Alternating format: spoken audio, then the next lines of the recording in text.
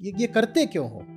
ये नौबत ही क्यों आए कि तलाक लेना पड़े, डाइवोर्स लेना पड़े, संबंध विच्छेद की बात हो? रिश्ते जब बनाओ तो जिम्मेदारी से बनाओ ना। क्यों इतने आतुर रहते हो कूद पड़ने के लिए? और ये बात भी बहुत जिम्मेदारी से बोल रहा हूँ। जिसके साथ तुमने कम से कम 10 साल नहीं बिताए, उसके साथ कोई तुम लीगल, सोशल, रिलीजियस ऑब्लिगेशन मत खड़ी कर लेना।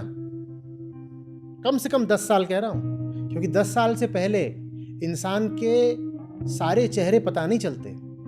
सारे चेहरे तो 10 साल में भी नहीं पता चलते, पर 10 साल में कम से कम उसको थोड़ा बहुत जान जाते हो। ये नजर कौन सी है जो सेक्स के अलावा कुछ देखती ही नहीं?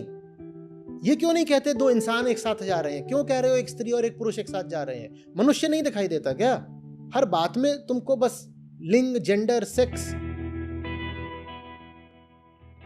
घरों में और समाज में डराया जाता है कि अगर आप अभी नहीं करोगे, अभी आपको लग रहा है कि, क्योंकि जवानी में तो हर कोई आक्रोश दिखाता है, मना ही करता है, मगर ये बोल के डराया जाता है कि अभी नहीं कर रहे हो, बाद में पछताओगे, बाद में मिलेगी नहीं, ढूंढोगे, पागलपन नहीं, करोगे। आप तो हो सकता है पछताओ, हो सकता है ना पछताओ,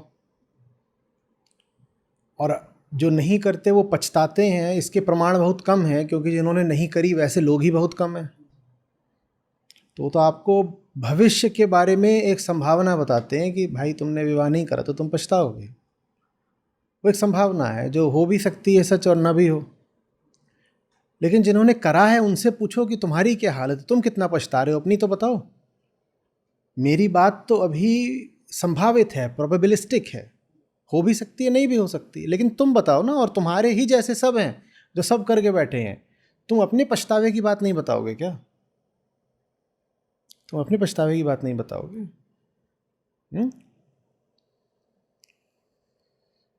इसमें आचार्य जी, अगर एक आम भारतीय की ज़िंदगी देखी जाए तो उसमें कोई बहुत ज़्यादा रीडिंग या फिर स्पोर्ट्स या म्यूज़िक या जितनी भी और दूसरे अन्य सोर्स होते हैं एक तरीके से प्लेजर के या हैप्पीनेस के, वो कहीं ना कहीं मिसिंग रहते हैं, जिसकी वजह से आपके साथ जो भी, पहली बात तो आप एक व्यक्ति को तलाशते हो उस चीज़ की पूर्ति करने के लिए, और अगर आपको कोई मिल भी जाता है तो आप उसके ऊपर वो सारा बर्डन डाल देते हो आपको वो चीज़ प्रोवाइड करने के लिए।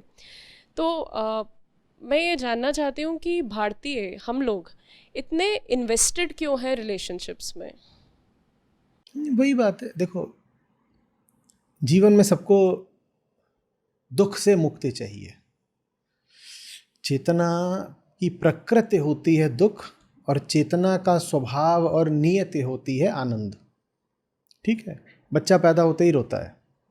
छोटे बच्चों को देखो, वो ज़्यादातर रोते ही रहते हैं। किसी घर में कोई छोटा बच्चा हो, इसकी पहचान इस बात से आ जाएगी कि वहाँ से रोने की बहुत आवाज़ें आएंगी। तो चेतना की प्रकृति दुख है, चेतना दुख लेकर पैदा होती है, लेकिन उसको चाहिए होती है दुख से मुक्ति। अब दुख से मुक्ति के दो तरीके होते हैं।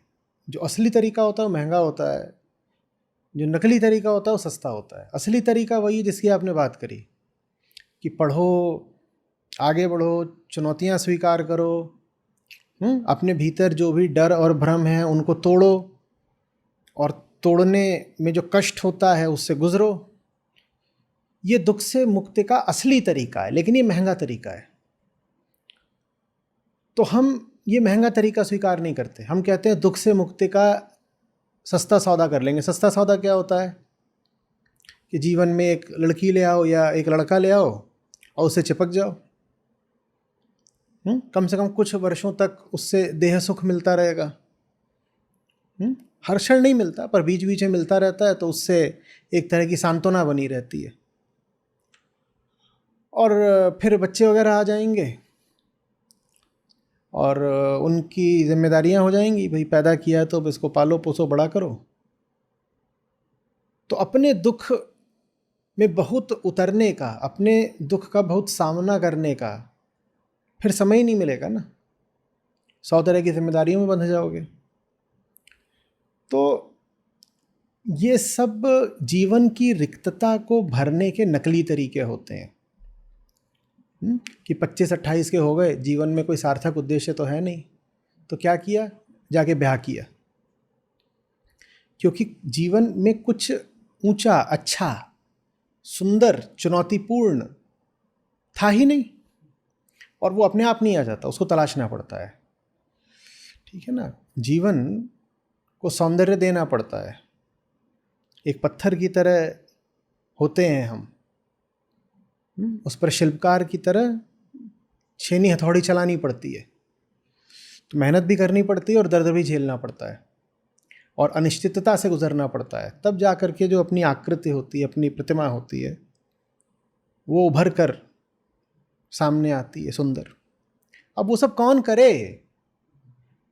25-28 के हो गए, वो कुछ करने को नहीं है, नौकरी वोकरी किसी तरह से लग गई है कुछ, और अकेलापन बहुत सताता है, काम वासना उठती है, और समाज में जिधर देखते हो उधर दिखाई देता है कि सबका ब्याह हो गया।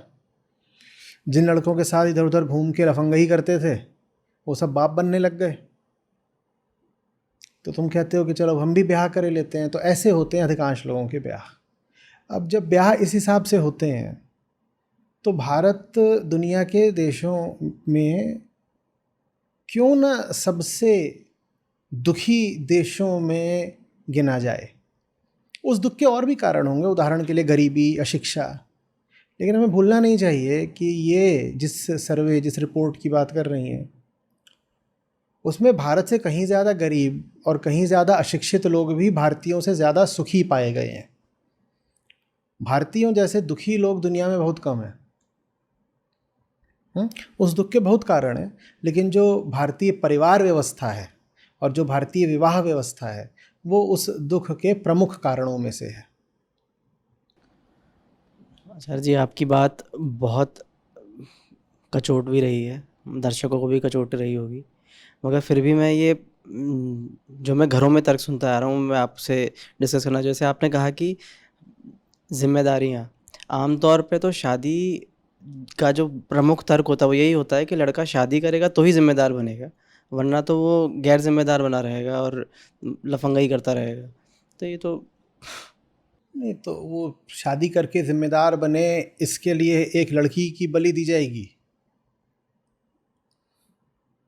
माने आप एक गैर जिम्मेदार आदमी के साथ एक लड़की को बांध दोगे ताकि वो आदमी जिम्मेदार बन सके।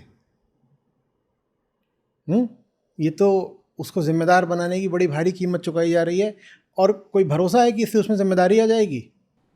सामाजिक परिभाषा के हिसाब से एक स्त्री जो है वो पूर्ण तभी कहलाती है जब वो माँ बन जाती है, और इसके लिए शादी होना तो उसके इसके लिए आपको पता होना चाहिए ना कि आप स्त्री से पहले एक मनुष्य हो। आप स्त्री से पहले एक मनुष्य हो। स्त्री होना तो बहुत छोटी बात है, बहुत बाद की बात है। ज्ञानियों ने, संतों ने इतना समझाया है ना कि देह तो आपका एक पिंजड़ा भर है, आप उस पिंजड़े के भीतर जो मैना बोल रही है, जो पक्षी बोल रहा है, आप वो हो। तो जो पक्षी है उस पिंजड़े में कैद है। पिंजड़े का कितना महत्व है? पिंजड़े का इतना ही महत्व है कि पिंजड़े को पिंजड़ा जाना जाए। पाथर चुन चुन महल बनाया, लोग कहें घर मेरा, हंसा ये पिंजरा नहीं तेरा। काकड़ चुन चुन महल बनाया और लोग कहें घर मेरा, हंसा ये पिंजरा नहीं तेरा। जब ये पिंजरा नहीं है तुम्हारा तो तुम पर यह दायित्व कहाँ से आ गया कि इस पिंजरे से तुम एक और पिंजरा पैदा करो? कि खुद तो देही बनकर पैदा हुई ही हो आप, और बिना ये जाने कि देह कौन है, हम कौन हैं, ये दुनिया क्या चीज़ है, हमारे इस दुनिया में होने का अर्थ क्या है, ये सब कुछ पता नहीं है, और प्रजनन में लग गए। भारत में अभी भी लड़कियां 16, 18, 20 की होती हैं और उनके बच्चे हो जाते हैं। और ये बात कितनी चौंकाने वाली है, कितनी खतरनाक है। वो 18-20 साल की लड़की, बच्ची, तो वो 12वीं पास या जाने अभी 10वीं पास क्या है, वो कॉलेज में पहले दूसरे साल में है, 18-20-22 साल की है, वो माँ बन रही है। उसे क्या पता है दुनिया का, ज़िंदगी का? और आप कह रहे हो कि बच्चा पैदा कर दिया तो वो पूर्ण हो जाएगी। वाह!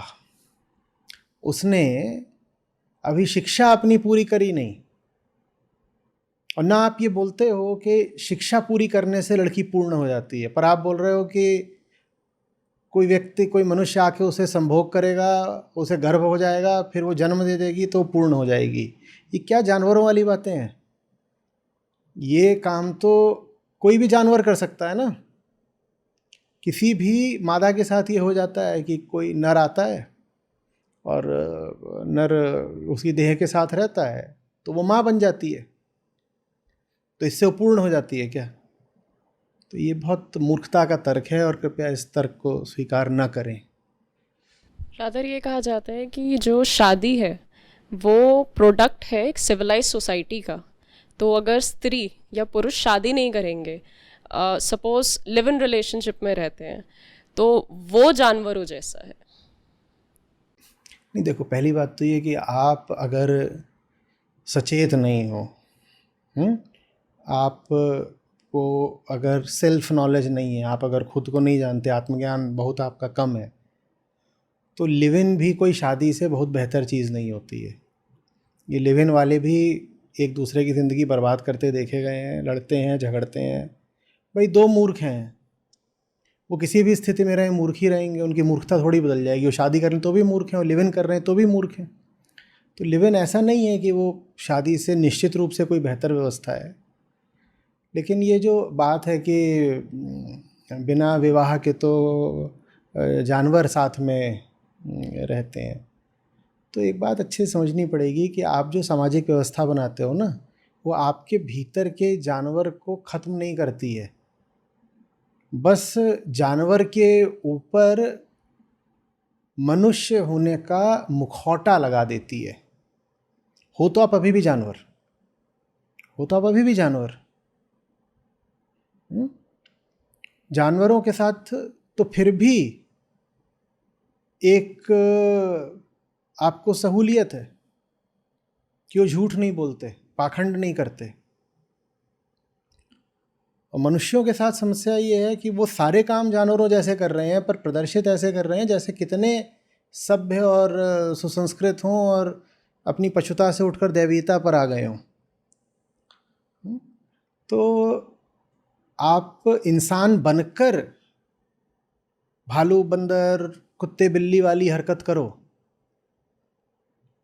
इससे अच्छा है कि आप अपनी पशुता को प्रकट ही हो जाने दो। वो प्रकट हो जाएगी तो उसके मिटने की कुछ संभावना बनेगी ना। देखिए, नैतिकता पशुता को समाप्त नहीं कर देती, सिर्फ उसका दमन करती है, उसको सप्रेस कर देती है। और जिस चीज़ को आपने सप्रेस कर दिया उसको आपने एक भीतरी तहखाने में कहीं छुपा दिया। छुपा दिया माने सुरक्षित कर दिया। जो चीज़ तहखानों में होती है कभी खोती नहीं, कभी नष्ट नहीं होती। तो जो मनुष्य की पशुता है उसको बचाने का, उसको सुरक्षित रखने का ये एक बड़ा कारगर तरीका रहता है कि उसके ऊपर सामाजिक नैतिकता थोप दी जाए कि काम तो तुम जानवरों वाले ही करो, पर इस तरीके से करो कि लगे कि इंसान हो तुम, लगे कि इंसान हो तुम। इंसान में और पशु में अंतर क्या होता है वो मैं आपको बता देता हूँ। पशु प्रकृति पर चलता है, इंसान प्रेम पर चलता है। पशु प्रकृति पर चलता है और इंसान प्रेम पर चलता है। जो प्रेम पर ना चल पाए वो पशु है।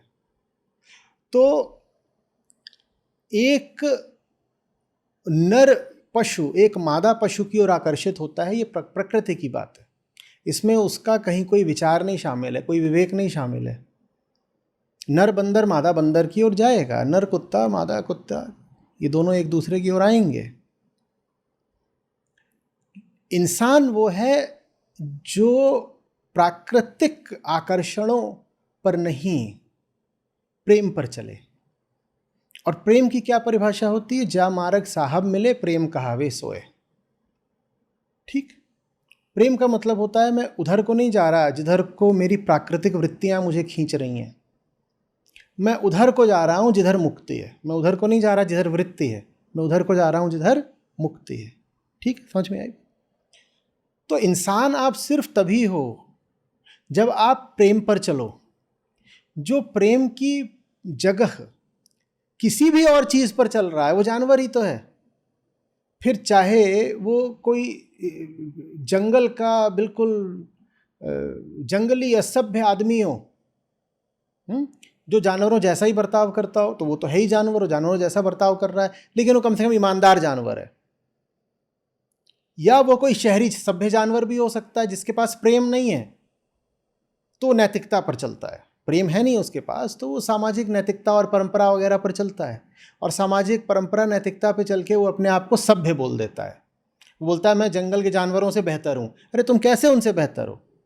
प्रेम न जंगल के जानवर के पास है, न शहर के इंसान के पास है, तो शहर का इंसान जंगल के जानवर से बेहतर कैसे हो गया? ये दोनों तो एक ही श्रेणी के हैं ना, शहर का इंसान, जंगल का जानवर। दोनों ही अपनी प्राकृतिक वृत्तियों पर चल रहे हैं। जंगल का जानवर भी हिंसक है, शहर का इंसान भी हिंसक है। बस शहर का इंसान व्यवहार, प्रदर्शन ऐसे करता है जैसे वो जानवर से थोड़ा बेहतर हो गया हो। ठीक है, तो जो प्रेम पर चल सके, इंसान कहलाने का अधिकार बस उसको है। इसमें आचार्य जी जैसे जो जानवर हैं, आपने कहा कि वो प्रकृति पर चलते हैं, तो उसमें ये कहा जाता है कि जानवर है, नहीं कुछ बात बनी, नहीं आपस में जो है संबंध बन पाया, तो अलग अलग हो गए, अपनी अपनी दिशा जो है मुड़ गए। पर इंसान जो है शादी के बंधन में बंधने के बाद वो बंधन उसको मदद करता है कि जो आप जो है उस तरीके से छिटक ना जाओ, जानवरों जैसा बिहेव ना करो, और साथ में बंधे रहो एक रिश्ते के अंदर। और बात अगर नहीं भी बन रही है तो भी उसे संभाल करके रखो। क्या बोला अभी? बंधे रहो एक रिश्ते में। जी, बंधे रहो एक रिश्ते में, बंधे रहो एक रिश्ते में। पशु की परिभाषा ही यही है, जो बंधा हुआ है। जो पाश में है उसको पशु बोलते हैं।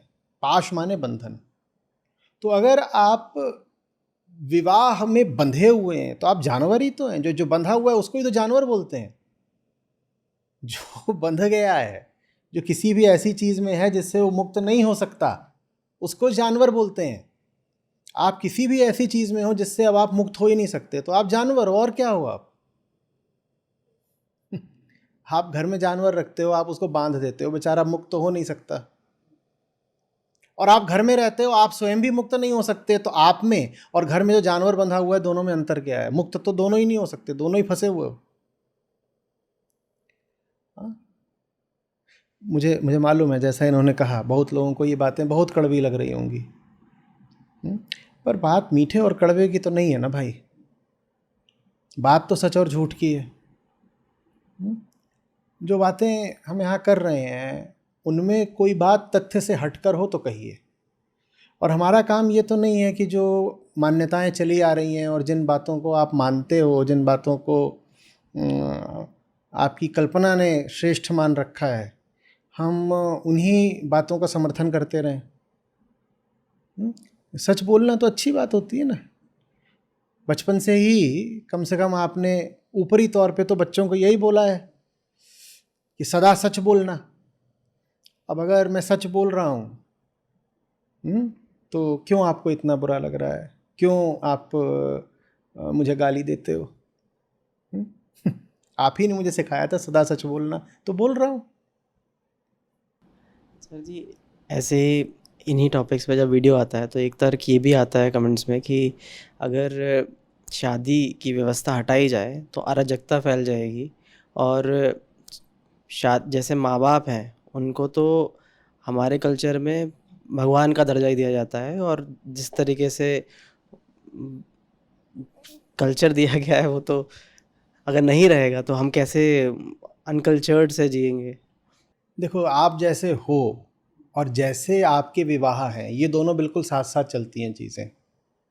जैसे आपकी दुकान है, जैसे आपके दफ्तर हैं, जैसा आपका समाज है, जैसी आपकी सरकार है, हाँ, ठीक वैसा ही तो आपके घर का कारोबार भी होगा ना। हम जैसे हैं उससे हमारे विवाह बहुत अलग नहीं हो सकते। जैसा हमारा संसार है, हमारा परिवार, उससे बहुत अलग नहीं हो सकता। तो ये नहीं हो पाएगा कि आप बाकी सब कुछ यथावत रखते हुए बस विवाह रोक दो। नहीं हो पाएगा। विवाह तो चलेगा, क्योंकि जैसी ये दुनिया आपने बनाई है, जिस दुनिया के निर्माता आप हो, जिस दुनिया के केंद्र में आप हो, उस दुनिया में विवाह तो एक अनिवार्यता है। या आपने एक प्रेमहीन दुनिया बनाई है, या आपने एक हिंसक दुनिया बनाई है, या आपने एक अंधी अज्ञानी दुनिया बनाई है। जब आपकी दुनिया में सब कुछ अप्रेम से और अज्ञान से है, तो फिर उसमें पुरुष और स्त्री का संबंध भी तो अप्रेम और अज्ञान में ही होगा ना, तो विवाह चलेगा। तो इस तरह का काल्पनिक प्रश्न करना कि अगर विवाह हटा दिया तो विवाह हट ही नहीं सकता। आप जैसे हो, आप 25-28 के होते होते शादी के लिए न कुल बुलाने लग जाओ, ऐसा हो ही नहीं सकता। आप न भी कुल बुलाओ तो ये हो ही नहीं सकता कि जैसी आपने संगत करी है, जैसे आपके रिश्तेदार और दोस्ते आ रहे हैं, वो आपके ऊपर चढ़ना बैठे कि तू 28-30 का हो रहा है, अभी तक तेरी शादी नहीं हुई, वो चढ़ बिल्कुल बैठेंगे। तो आपका जब सब कुछ वैसा ही है जैसा है, तो फिर विवाह भी वैसे ही होते रहेंगे जैसे हो रहे हैं। तो गलत मत समझिएगा, मैं जब विवाह की बात करता हूँ तो मैं बात इंसान को बदलने की करता हूँ, क्योंकि इंसान जब तक वैसा है जैसा है, विवाह भी वैसे ही रहेंगे जैसे हैं। क्योंकि जो कुछ भी है उसके केंद्र में तो आप है ना, आप ही उसके कर्ता हैं, आप उसके डूअर हैं। आपने ही करा है, आपने ही विवाह की संस्था बनाई है, आपका ही बनाया हुआ घर भी है, आपका ही परिवार है, और आपका ही समाज है, और आपकी ही सरकार है, और आपकी ही दुकान है, और सब कुछ आपका है। आप नहीं बदलोगे तो कुछ भी कैसे बदलेगा? ठीक है, तो ये बात बिल्कुल ठीक है। आप जैसे हो वैसे ही रहोगे और विवाह नहीं होगा तो फिर कुछ उल्टा पुल्टा बिल्कुल होगा। तो हम बात जो कर रहे हैं वो भले ही विवाह पर है, क्योंकि प्रश्न मुझसे आज विवाह पर पूछा गया है, लेकिन जो मेरा केंद्रीय सरोकार है वो शादी ब्याह से नहीं है। मेरा केंद्रीय सरोकार है इंसान का परिवर्तन। और इंसान चूंकि बिल्कुल अंधेरे में और अज्ञानी है, इसीलिए उसके रिश्ते भी बिल्कुल अंधेरे हैं और दर्दनाक हैं। तो स्त्री पुरुष का रिश्ता भी हमारा इसीलिए इतना खराब है, क्योंकि हम ही खराब हैं, तो हमारे रिश्ते भी खराब हैं।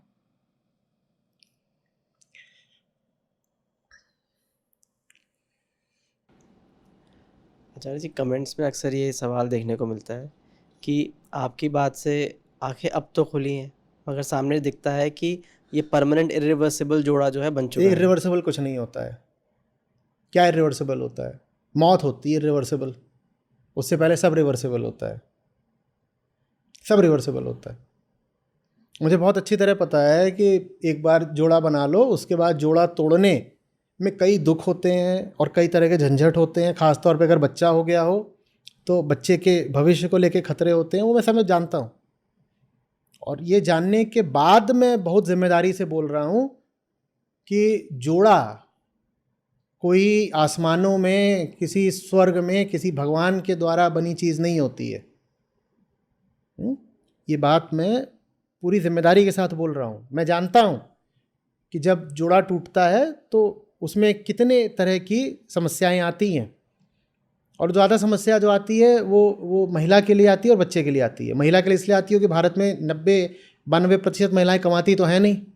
अब पति संबंध विच्छेद कर लोगी तो जियोगी कैसे? चलो एलिमनी मिल जाती है, और ठीक है, एलिमनी का मुद्दा भी बड़ा बहस में रहता है, पर उसके बाद भी अकेले जीने की ताकत मांसपेशियां कभी विकसित तो करी नहीं होती हैं। अब पति घर से निकल जाओगी, मायके में परित्यक्त कहलाओगी, उसका एक सोशल स्टिग्मा होता है ना, तो जियोगी कैसे? तो और बच्चा होता है,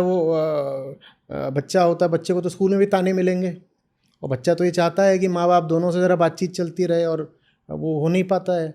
फिर जो कानूनी व्यवस्था है वो ऐसी है कि तलाक के मामले 5-10 साल तक खिंचते रहते हैं, और उसमें बेईमानियाँ होती हैं, कुछ भी हो जाता है, हिंसा के मुकदमे चलने लग जाते हैं, और तलाक से शुरू हुई थी बात वो जेल तक चली जाती है बात फिर। तो ये सब मैं भली भांति जानता हूँ, लेकिन इसके बाद भी मैं कह रहा हूँ कि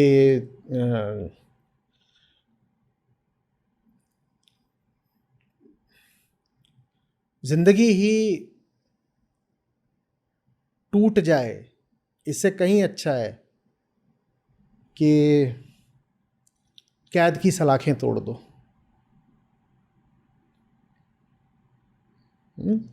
वो सलाखें तोड़ना आसान नहीं होगा, और कीमत चुकानी पड़ेगी, दर्द सहना पड़ेगा, लेकिन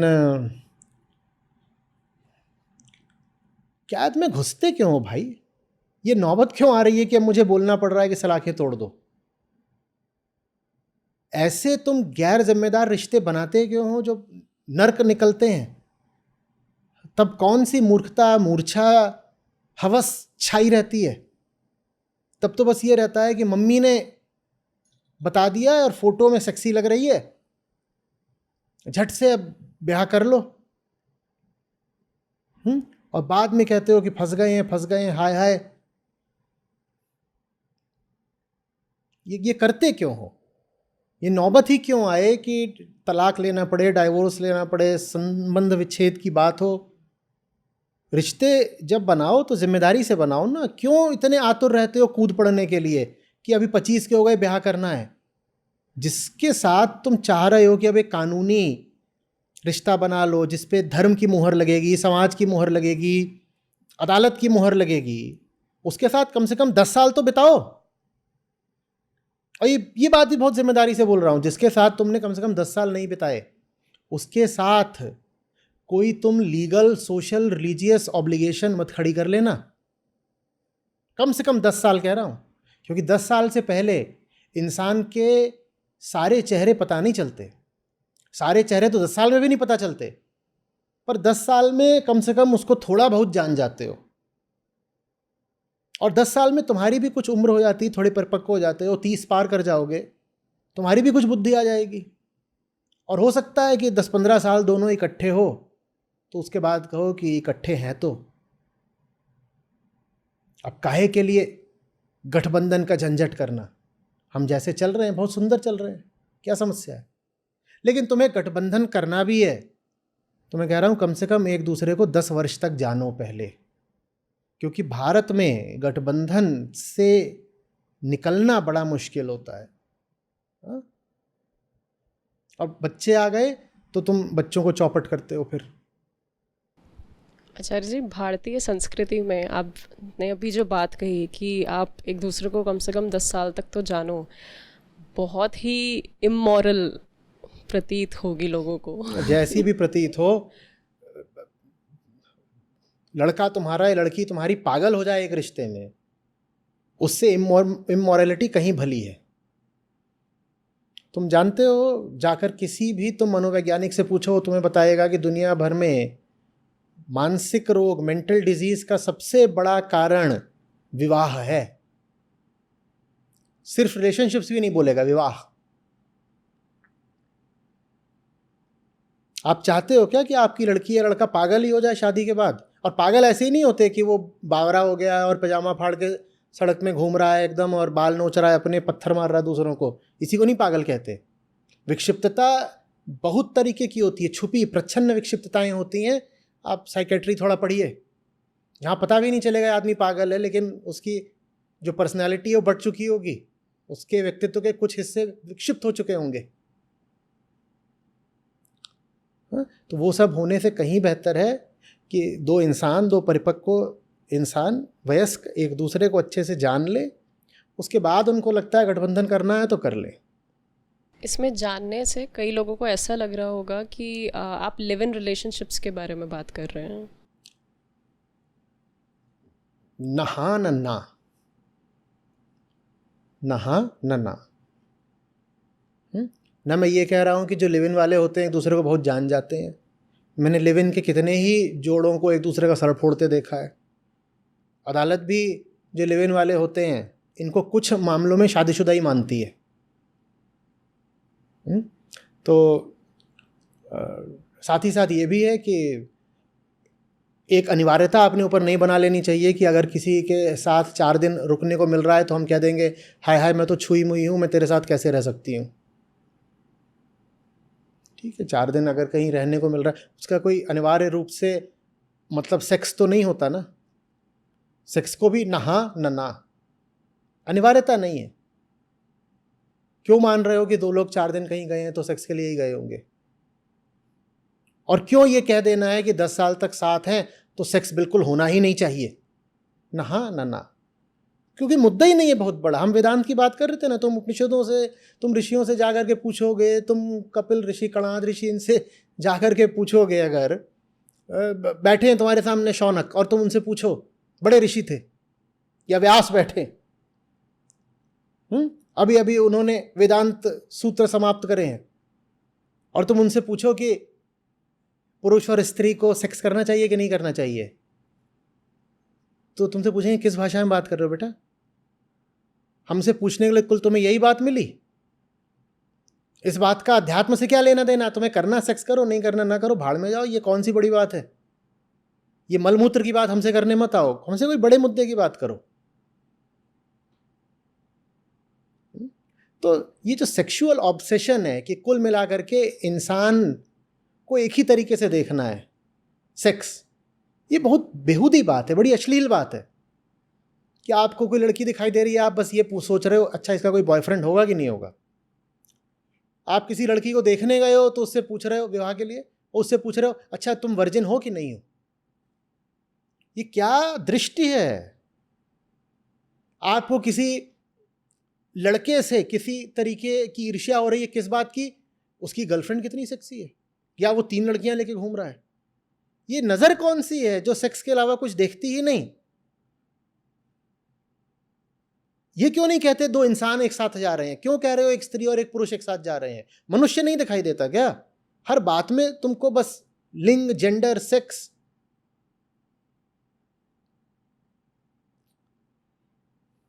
हाँ, रह सकते हैं, एक लड़का लड़की साथ रह सकते हैं, ये क्यों नहीं कह रहे 2 इंसान साथ रह रहे हैं? क्यों नहीं कह रहे? वो भी मैं जानता हूं, क्योंकि हमारे लड़के लड़की हैं ही ऐसे कि वो जब भी किसी होटल में साथ रहने जाते हैं तो सेक्स के लिए ही जाते हैं।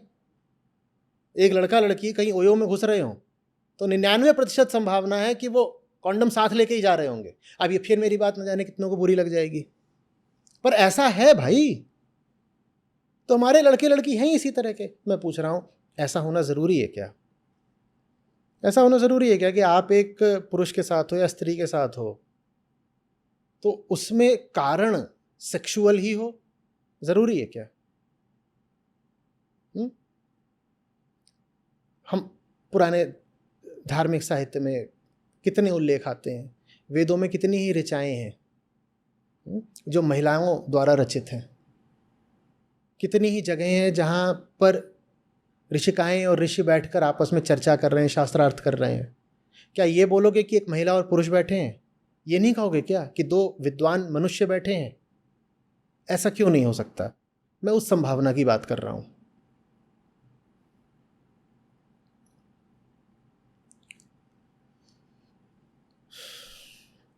इसमें आचार्य जी ऐसा लग रहा है जैसे जो प्रॉब्लम है, हम अक्सर क्या करते हैं कि सोसाइटी में, समाज में कोई भी प्रॉब्लम होती है तो हम पिन पॉइंट करके उठा करके देखते हैं कि अच्छा लव मैरिज बेटर है या अरेंज मैरिज बेटर है, अच्छा लिव इन बेटर है या फिर मैरिज बेटर है, रिलेशनशिप गर्लफ्रेंड बॉयफ्रेंड वाला वैसा ही होना चाहिए या फिर उसको कोई रिश्ते को नाम देना चाहिए। तो अलग अलग तरीक़ों से हम उनको देखते हैं और उन्हीं में ही हम सल्यूशन जो है ढूंढने की कोशिश करते हैं बिना क्वेश्चन करे कि हम कौन हैं।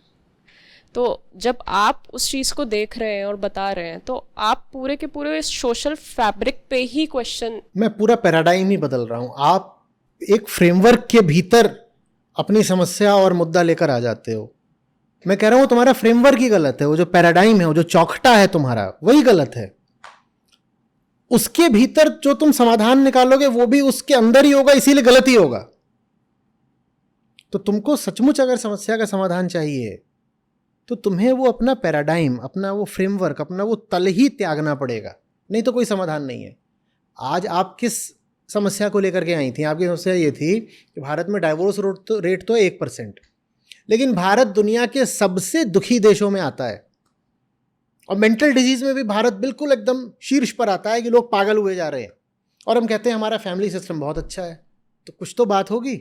ये आपकी समस्या थी ना। मैं कह रहा हूँ जब तक हम जैसे हैं तब तक ये समस्या नहीं सुलझेगी। इंसान को बदलना पड़ेगा, फिर उसका घर भी ठीक हो जाएगा, उसके रिश्ते भी ठीक हो जाएंगे, उसका मानसिक स्वास्थ्य भी ठीक हो जाएगा। इंसान को बदलना पड़ेगा।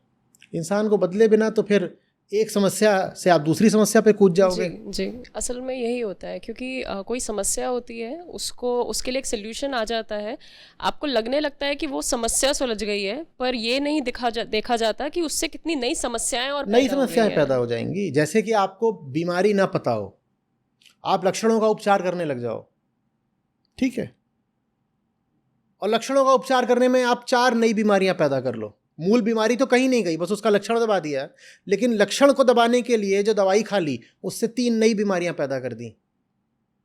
ये हम करते रहते हैं लगातार। मूल बीमारी हम समझते नहीं। मूल बीमारी है आदमी के भीतर का अंधेरा, स्वयं के प्रति अज्ञान। वो जब तक नहीं हटेगा, मैं जब तक स्वयं को जानूंगा नहीं, सेल्फ ऑब्जर्वेशन, सेल्फ नॉलेज नहीं होगा, तब तक हम हर तरह की बेवकूफ़ियाँ करते ही रहेंगे। हम नौकरी गलत चुनेंगे, हम रिश्ते गलत बनाएंगे, हम घर गलत बनाएंगे, हम समाज गलत बनाएंगे, हम संस्कार गलत देंगे, हम सरकार गलत बनाएंगे, हम सब कुछ गलत बनाएंगे। अभी इतना कुछ जो है गलत लग रहा है या दिख रहा है, तो क्या फिर तरीका हो उसको सुधारने का? आध्यात्मिक शिक्षा जो कि हम दे नहीं पा रहे हैं। और उस आध्यात्मिक शिक्षा से मेरा सिर्फ एक मतलब है, सेल्फ नॉलेज, जानना कि तुम कौन हो, दुनिया क्या है ये बताने के लिए हमारे पास बहुत अच्छी शिक्षा व्यवस्था है। हमारा जो एजुकेशन सिस्टम है वो वर्ल्डली नॉलेज के लिए पर्याप्त है, बहुत अच्छा है। जो एक चीज़ उसमें रह जाती है वो ये है कि ये जगत और ये जीव, इनका रिश्ता क्या है। जो कुछ मुझे दिखाई देता है उसमें देखने वाला कौन है भीतर बैठा जो इस पूरी दुनिया का अनुभव करता है। तो वो चीज़ रह जाती है, इधर की सारी बात हो जाती है, इधर की कोई बात नहीं होती है। ये चीज़ अगर आ जाए तो आप जितनी समस्याओं की बात कर रहे हैं वो सारी समस्याएं हल हो जाएंगी। सेल्फ नॉलेज के लिए अक्सर ही लोग सेल्फ हेल्प के पास चले जाते हैं। अरे वो एक और ऊंचे तल की मूर्खता है। वो वैसा ही है जैसे मैरिज काउंसलर्स होते हैं।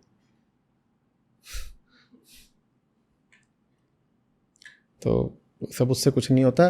कौन सी सेल्फ हेल्प? सेल्फ को जानते नहीं, हेल्प कहाँ से हो जाएगी? अगर सेल्फ हेल्प की वास्तविक परिभाषा आप पूछना चाहते हैं तो self knowledge alone is self help. जो सेल्फ है माने जो अहम है भीतर, उसकी सिर्फ एक तरीके से मदद करी जा सकती है, उसको जान करके, उसके तौर तरीके, कहाँ से उसकी इच्छाएं आ रही हैं। वो कोई इच्छा उठ रही है, उसको इच्छाएं रहती हैं, उसके हर विचार में इच्छा छुपी होती है। ये भावनाएं, ये इच्छाएं, ये विचार, ये कहाँ से आ रहे हैं, क्या चल रहा है? मैं जो कल सोच रहा था मैं आज नहीं सोच रहा, वजह क्या है? मैंने कैसे फलानी चीज़ पसंद करनी शुरू कर दी? अच्छा ऐसा कैसे है कि मेरे परिवार में सब एक चीज़ पसंद करते हैं और उस परिवार में सब के सब कोई दूसरी चीज़ पसंद करते हैं? अच्छा ऐसा कैसे हो गया कि यहाँ जितने लोग हैं उन सबको एक तरह सोचना होता है और उधर जो बैठे हैं दूसरे धर्म के लोग हैं वो सब बिल्कुल दूसरे तरीके से सोचते हैं। तो ये सब जो हमारे विचार हैं, हमारी पसंदें, हमारे हैं क्या? और अगर जो खाना मुझे पसंद है वो इसलिए पसंद है क्योंकि मेरे घर में बनता था, क्रिकेट मुझे इसलिए पसंद है क्योंकि मेरे मोहल्ले में खेला जाता था, मुझे बास्केटबॉल तो पसंद है नहीं, मुझे बास्केटबॉल क्यों नहीं पसंद है?